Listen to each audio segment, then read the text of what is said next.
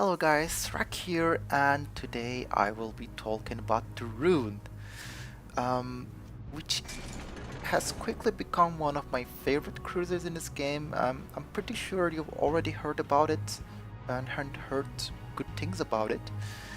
Um, so yeah, I've been working on my German cruisers lately after I unlocked the Khabarovsk, which took a lot of work to unlock. um, Actually, I've had a German cruiser since months, but I only worked my way up to the Nuremberg and just stopped there because I read all the horrible things about the York and I had other stuff to work on. So yeah, but lately um, I picked up the York and it was much better than I expected. And then I got the Admiral Hipper, which was unexpectedly challenging for me. I don't know. It's a good ship, but it feels a bit undergunned at its tier. And then I got the York. And then I got the Rune, which is a completely different, even though it looks similar. And I just love this ship. So I'm pretty sure you've heard the gameplay of the German cruisers at higher tiers. What you have to do is AP is your main shell, and your job is to seek citadels. And in order to get citadels, you need to watch other cruisers, and when they show broadsides, you give them citadels. That's pretty much it. But the thing is, your enemy has to cooperate with you. Just like what you see here, they are sailing parallel to me. Not that they have choice, but they are in that little strait, going for the right side. And I got one citadel on that Atago and two more citadels. He's absolutely good. So yeah, enemies are cooperating here. But if the enemies angle, then you start getting problems with the German cruisers because your shells don't penetrate at steep angles. So you have to be on the lookout and just shoot at the ships showing broadsides to you. But that also includes battleships. You can also do a lot of damage to battleships, which we will see later. And I got Atagos on New Orleans here, and they are pretty much perfect targets for a Rune. They are very squishy, they don't have much armor. The Atago actually has decent armor, but it also has a huge citadel area, so it's not, when it shows you broadside, it's not hard to penetrate. And that New Orleans is playing the throttle games, but I noticed it and got one citadel on him. But he's still doing it. I was expecting an acceleration after that citadel, but he's still going with the same speed. But now that Atago is pushing up, and it's gonna get a very nasty surprise if it doesn't turn in time. Unfortunately, there's another cruiser, and we're just ramming each other. Oh, that looks good. Well, this is pretty much the gameplay of the German cruisers, and it's always like, oh, that looks good, he's gonna be ruined. Sometimes you kill them outright, and sometimes absolutely nothing happens. You get a few over penetrations, and that's it, or everything bounces. But I'm still getting the hang of it. I'm still learning when I can citadel and when I get penetrations or bounces. As you can see, he's slightly angled and I just can't do anything to that Atago now. He's pretty much invincible when he does that. Luckily, he has other stuff to worry about, and luckily most Atagos try to torp when they are being shot at by AP shells, and he's doing exactly that right now, and he's giving me a perfect broadside, which I will punish with AP shells.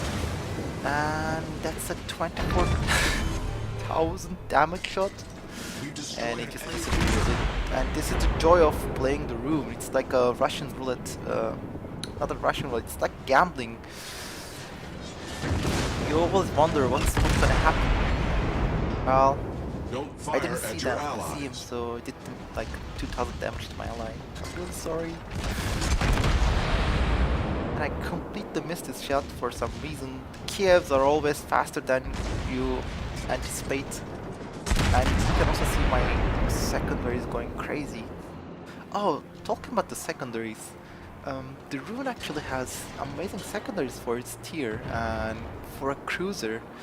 I mean, most of the cruisers have a few low caliber secondaries, but the Rune has, if I'm not wrong, it has 6 155mm secondaries. And in addition to that, it has 6 88mm secondaries. Or 8. I think 8. And they have great ranks, so you know, you call me crazy, but I got the secondary range module on this thing. I don't know, I just like watching my secondaries go crazy, and with the upcoming patch, they're gonna add another commander skill, which will allow you to pick a skill which will greatly enhance the accuracy of your secondaries, and I can't wait to try it on Rune. I think it's gonna be amazing. I know, I should have picked the gun accuracy module, but you know, I like checking out interesting stuff like this. And this Atago is angled, unfortunately. But he's turning.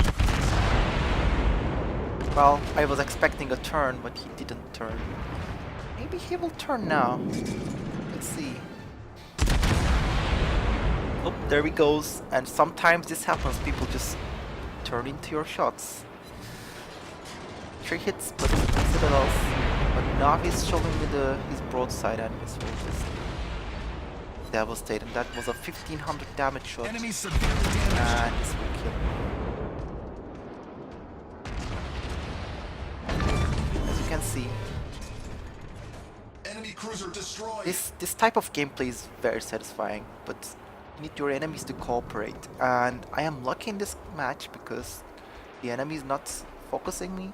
They're all busy shooting something else, so they don't even notice Citadel in them, probably. So this is kind of the situations the Runes and the German cruisers excel in.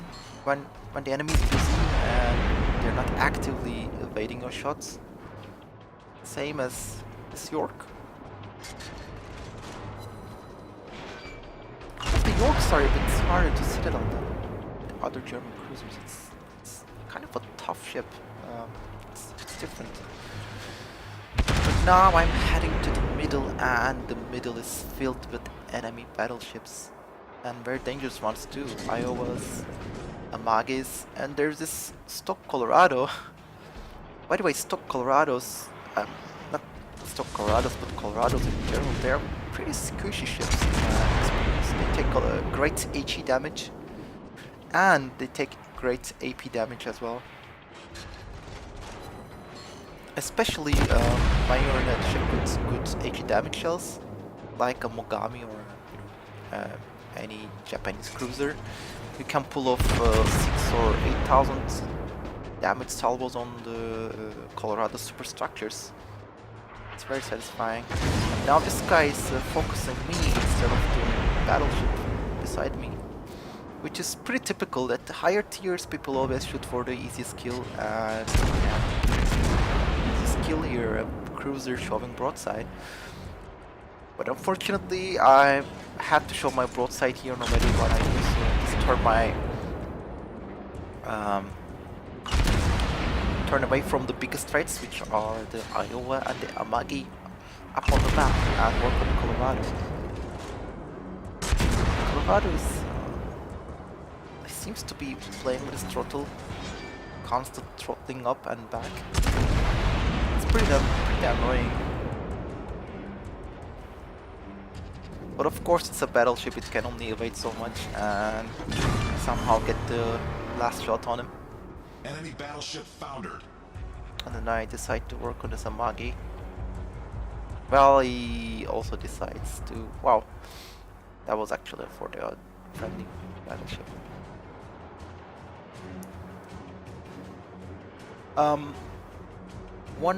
other thing about the Rune is it has the highest health pool of any tier 9 cruiser, and you can, because of that, you can repair a lot of damage. I actually got a few dreadnought achievements in this because the damage you can repair is insane.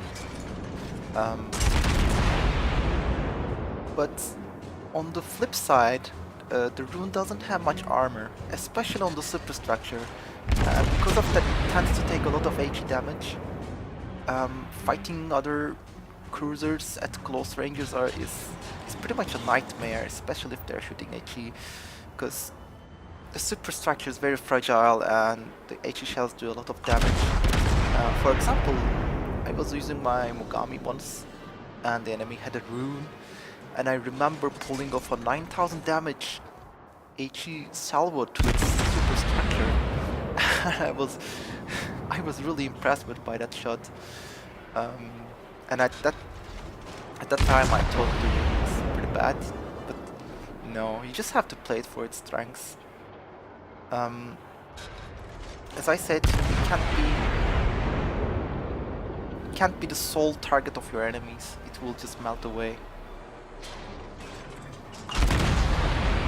I'm pulling off a constant 5000 damage shots on that Amagi. I can actually pull off more, but I'm not cooperating it turned that way a bit. But 10k damage volume on battleships are definitely possible when playing the Rune. So you should definitely seek them and never pass on free shots, but now he's slightly angled. Well, he's angled a lot now, he can't do anything. So I switched to HE, and here begins the great chase. I will actually speed up this part and maybe skip a little, because this Amagi is just not cooperating, so it'll take a lot of time to kill him, but during this time I'm shooting HE at him. It's not like the HE shell is terrible, it's just not as devastating as the Japanese cruisers, US cruisers. But because my shell trajectory is pretty shallow and my shells are very fast, I can actually hit him constantly, even at 16 kilometers. So even though your shells do less damage, you can hit more consistently, and of course your reload is insane. With the module you can bring it down to about 8.7 seconds, which is insane for 8 inchers. Anyway, I'm gonna skip ahead and see what happens. So I'm still chasing this Amagi, but now he's had enough. He's been burning a lot, and he's shoving broadsides to me, and I switched to AP again, and that was a 8000 shell damage salvo on him. And he's slowly melting away, 2000 more. And down he goes. Actually, my fire got him. And in order to meet or with the enemy on the other side, I turn right. You can also get the spotter plane for the Rune, which gives you insane range, but I don't like it. I like the fighter more because it circles your ship and finds destroyers and other people sneaking up on you. I think it's much more useful overall. And wow, look at this! Who do we have here? An Ibuki who seems to have beached himself. And you will witness here at which angles you can penetrate or get citadels on other cruisers. Right now I still can't get any citadels, just some penetrations here and there. But now from this angle you can start getting citadels. That's an 10,000 damage volley.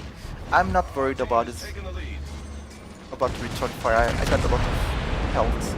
That was a 20,000 damage shot, Enemy heavily damaged. and he's just he's the last one who just dies. So yeah, that was a pretty fun battle, wasn't it? Now, this was a pretty lucrative match for me, as you can see. I got 500,000 credits, 528,000 credits, which is pretty good for a tier 9 match. And I got almost 17,000 XP, and this is because I had a lot of bonuses stacking. So it's not that I earned all of this. I had the three times the XP ship event going on. I had premium. I had all the flags. I had plus 100% XP camo. So this is to be expected. But my base XP is pretty good. It's almost 3,000. 5 kills, Kraken Unleashed, 170,000 AP damage, plus a few more. Oh, my secondaries didn't do much of a job. Only 700 damage. But still, I like them. So, I hope you enjoyed this. And I will see you guys next time.